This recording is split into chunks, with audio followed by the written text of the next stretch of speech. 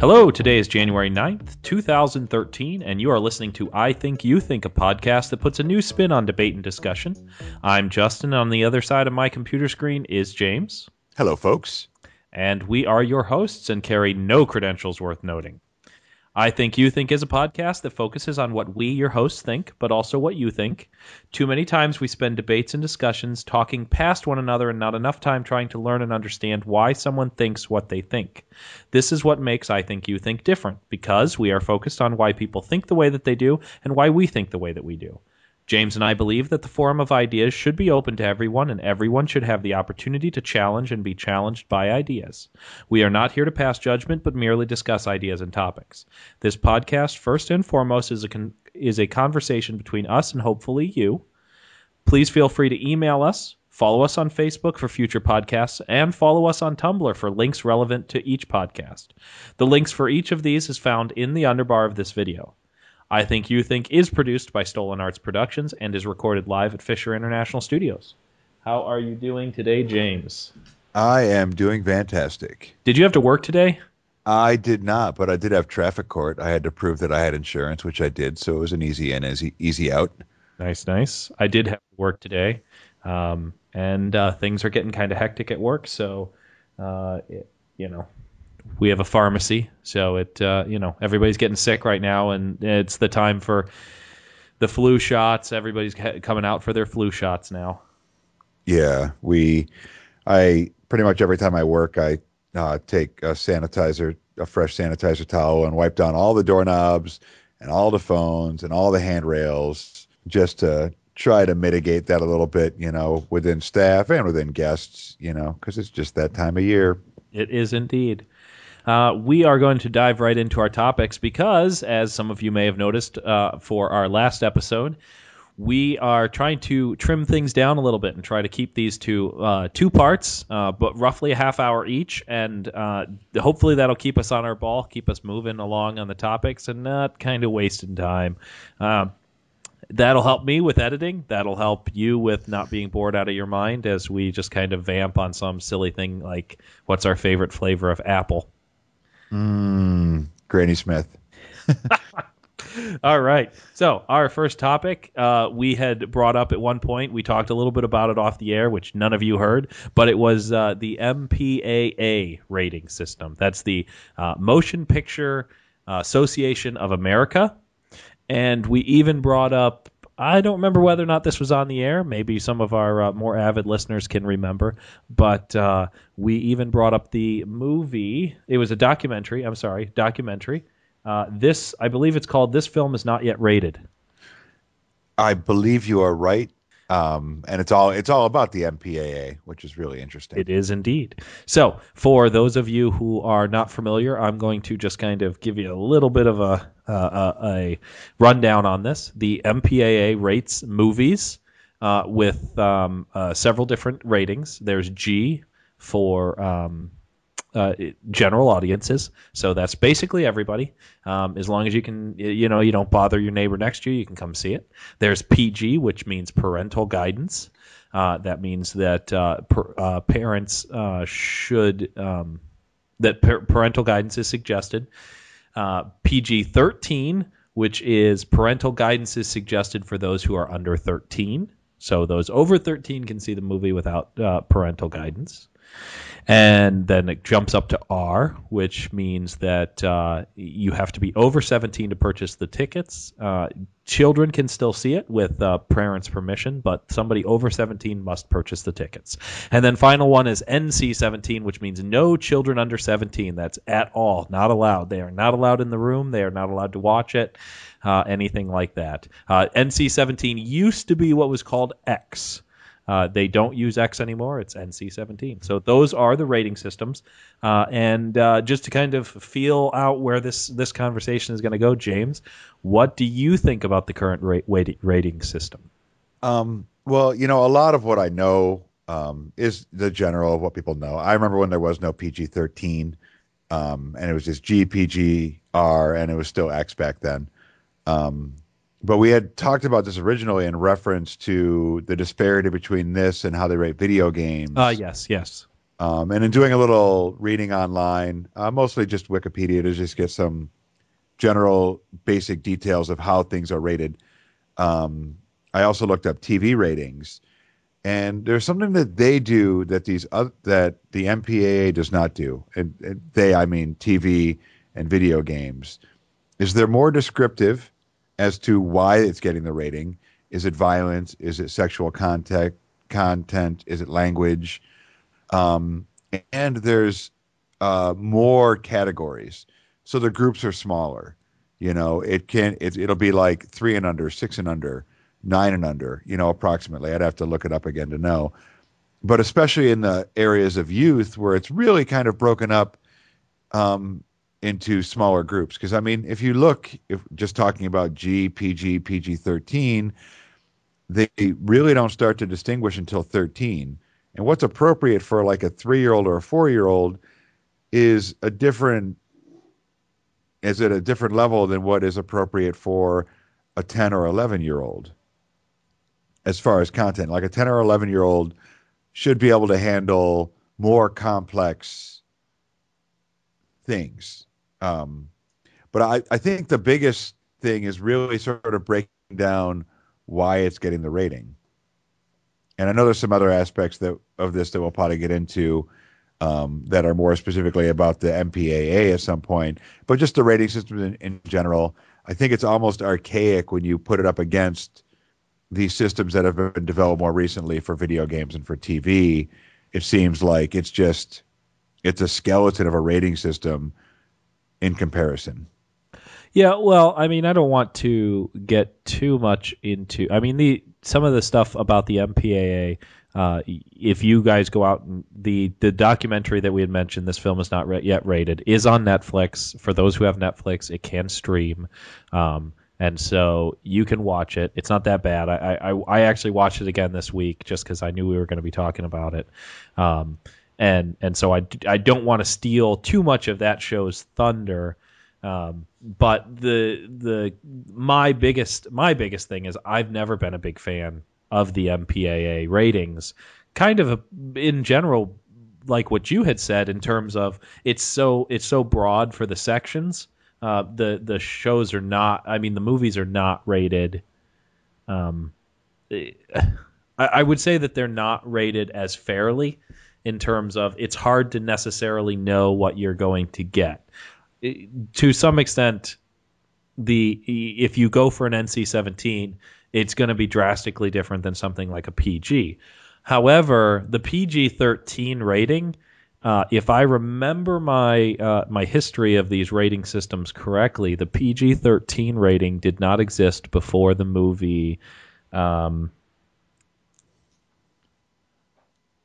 can't. I'm trying to think of the name of it right now. It's the one that I believe Mel Gibson had directed about Jesus's death. Jesus. No. PG-13 was around a long time before that. Is it before that? You're talking Passion of the Christ, right? The Passion of the Christ. Yes, that is the name of the movie. Let's see. I was under the impression that was when it was, because I remember them. Now I'm gonna Google. It was 1984 is when PG-13. Oh, and the first film was Red Dawn. I got that one real wrong. The first one was actually Red Dawn, the original, obviously, which is a fantastic. That, Dreamscape, and The Woman in Red are the first three that were released as PG-13. Okay. So I got that really wrong. Don't ever take advice from me about the history of things. Except for PG-13, he's got that one now. yeah. Now I know that one.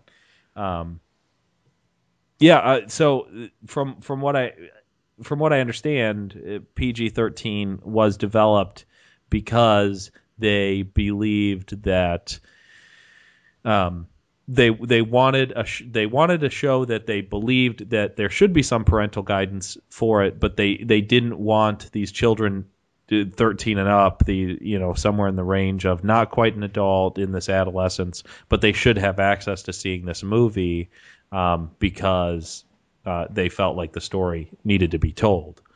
And so that was kind of the direction of where PG-13 came from. But for video games, the I feel like the rating system's a lot better. I mean, when I see what the rating is, if it's a mature, I know what to expect, versus if it's not rated as high. Right, right. I mean, yeah, video games seem like they're pretty right on, um, as far as their rating system. But getting back to PG-13 for a quick second, I remember because I mean I was like 11 when this started. It was mostly about parents advocacy groups not um, really liking some movies that were getting, under the wire on R, so becoming PG, and felt there needed to be something in between, or they needed to be rated R, if not something in between. But realistically, that 13 to 17-year-old range, as far as going to movies, you ever been to the movies on a Saturday? Yeah, I I try mean, not to. I try not to go that yeah, well, Saturdays. and why? Oh, That's why, why? because I mean that like high school kids are spending a lot of time at movies. So it's that balance between the movie companies making the money by getting those people in there and the parents sort of being, okay, at least we know this isn't your basic PG. It might not be R, but it's somewhere in between. So it's kind of a compromise between those two groups, from what I remember at least. Yeah. But you are right as far as, if you look at the rating, and I don't really as much, but doing a little research and looking through some games that I had played and what their ratings were, um, you know, it it it just seems more detailed and more accurate. Um, I still think that all of our rating systems are kind of biased by religious probably isn't the right word, a conservative perspective on sexuality in this world, in this country. I was going to say probably not this world. I think country is probably a better way to Yeah. go. I mean, there are other countries that would share the same burden in that respect that we do. But it's definitely very biased in that respect, where it's not with violence. Like violence is all right. You know what I mean? To a degree, it is. It's accepted. It's understood that there's going to be violence, but you know, God forbid, that there's too much like sexuality in a movie. And I'm not talking like triple X porn kind of sex.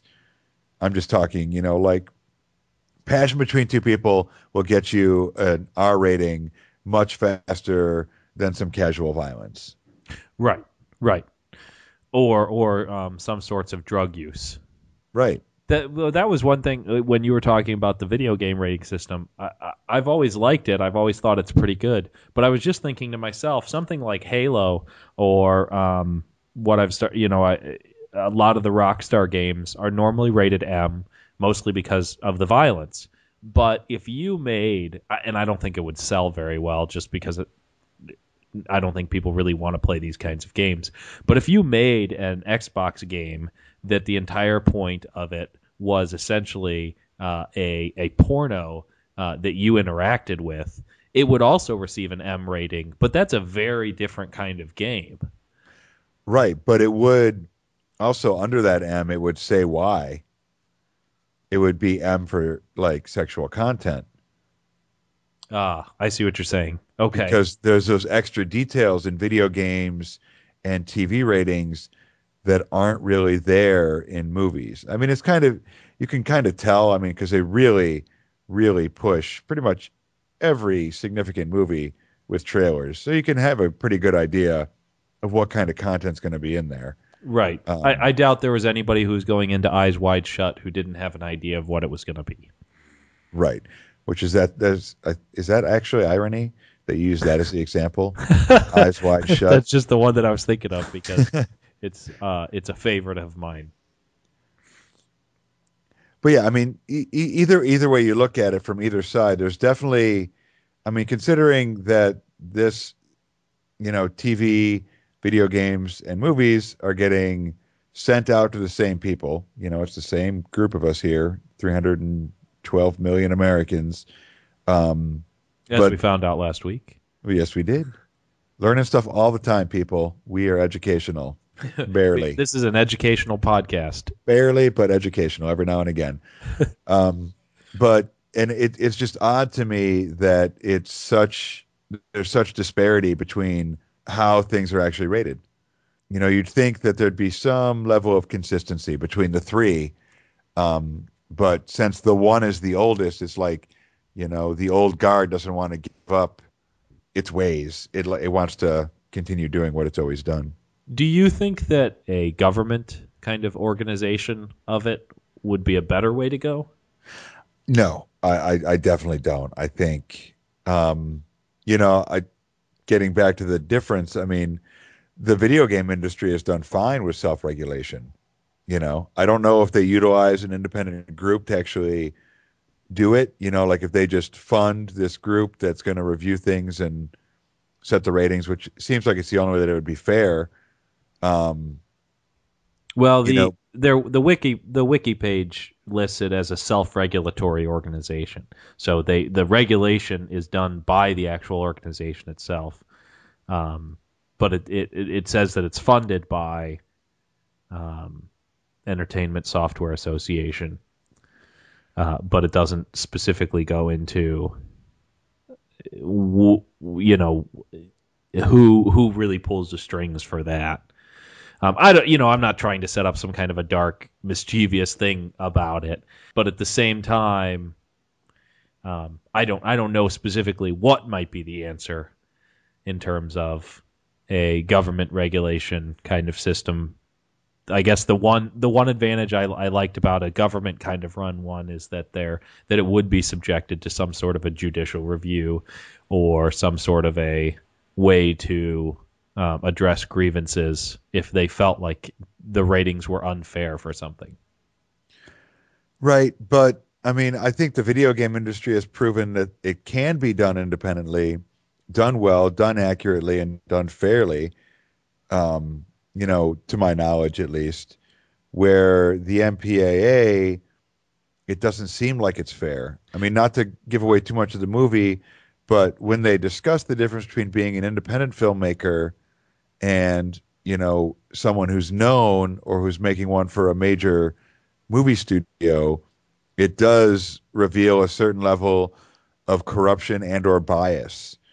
Right. So it's kind of that, is it funded by the people that it is rating, or is it run by the people that it's rating?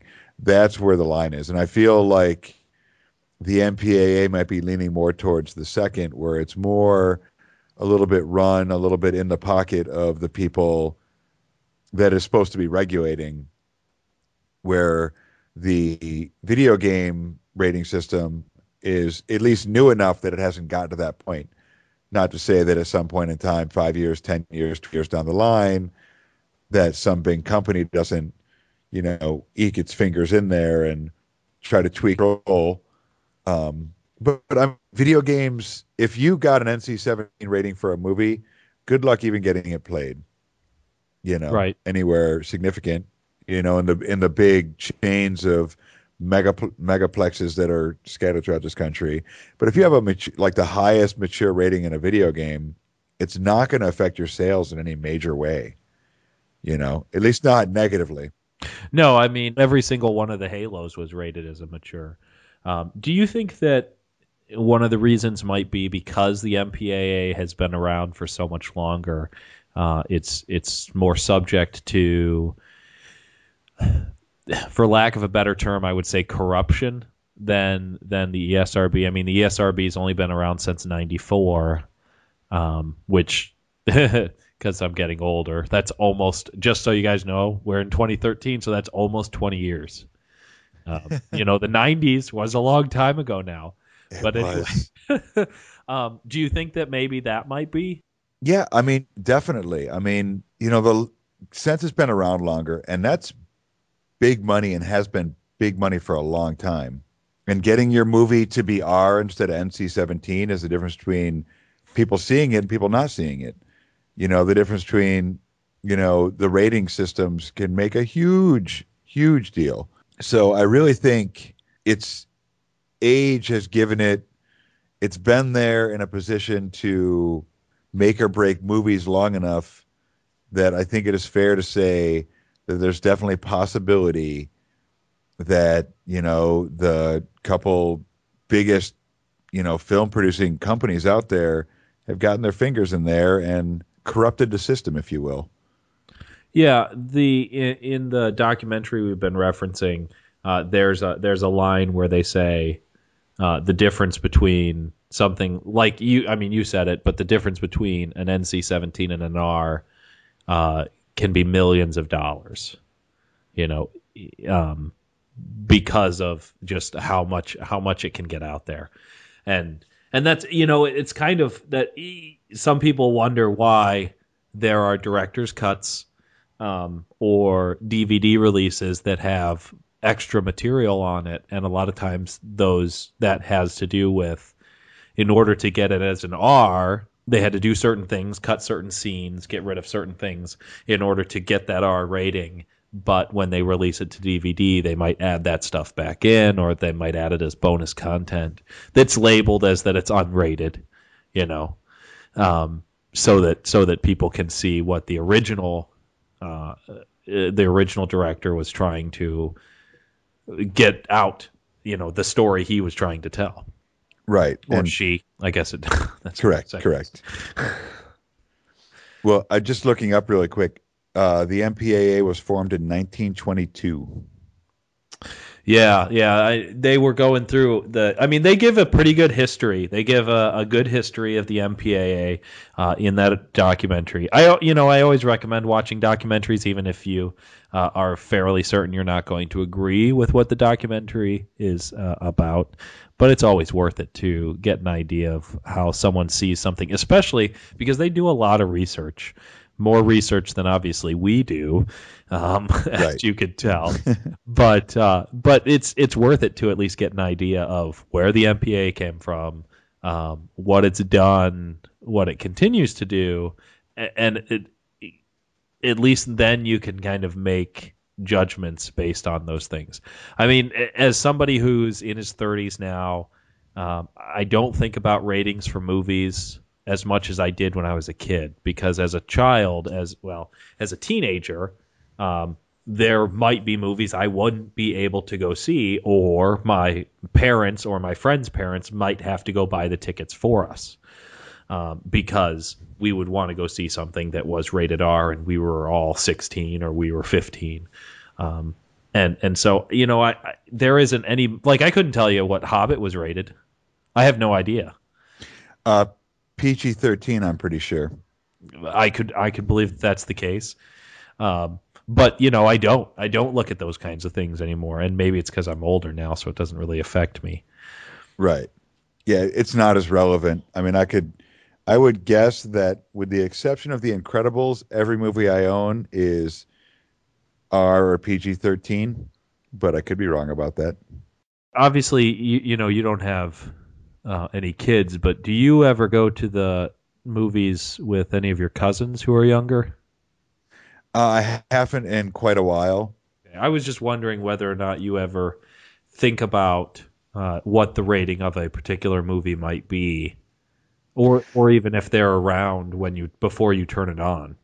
Yeah, I mean, I would, when they were younger, you pay attention to that stuff, even if it's not like, if we wanted to see a movie, it would always be, The Incredibles or the equivalent, you know what I mean? Of what was out in the theaters at the moment, a kid's movie for them, not movie for us. If, a friend comes over and, their kids are with them and they're young enough, it's find Nickelodeon or find the Disney Channel or one of those channels that just spits out kids program after kids program after kids program. You don't have to worry about it. Now it's different though, because now I have Netflix. So if kids come over and they know how to run this stuff as well as I do, and I'm well practiced at running my stuff. But then they can get into Netflix and there's all sorts of stuff. So then it's more about just monitoring like any TV. Um, but yeah, I mean, I take that stuff into consideration um, when children are around. And actually, I'm looking at the British rating system, and it seems like the difference is because they have, Universal, which would be RG, PG, and then a 12, a 15, an 18, and a restricted 18. So the 12 could probably replace our PG-13, makes sense.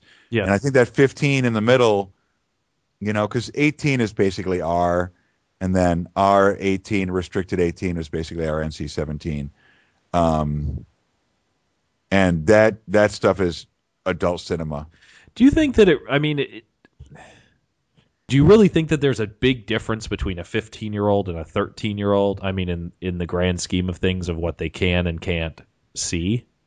It depends on the 13-year-old, the 15-year-old. It depends on, I mean, I um, would say an average. I mean, obviously, a child that's afflicted with some sort of a mental condition or something like that at 15 is not going to have this, same kind. I'm saying just the average child. um, no, but I think there is an average child. Like you can judge, like if you're a parent who has really strict, um, values that, much stricter than the general society in America. And then you can use that as a guide yourself and go, I don't think my 15-year-old child is ready or my 13-year-old child is ready for a PG-13 movie. Okay. Um, I can call that line because I know what the average society views as PG-13.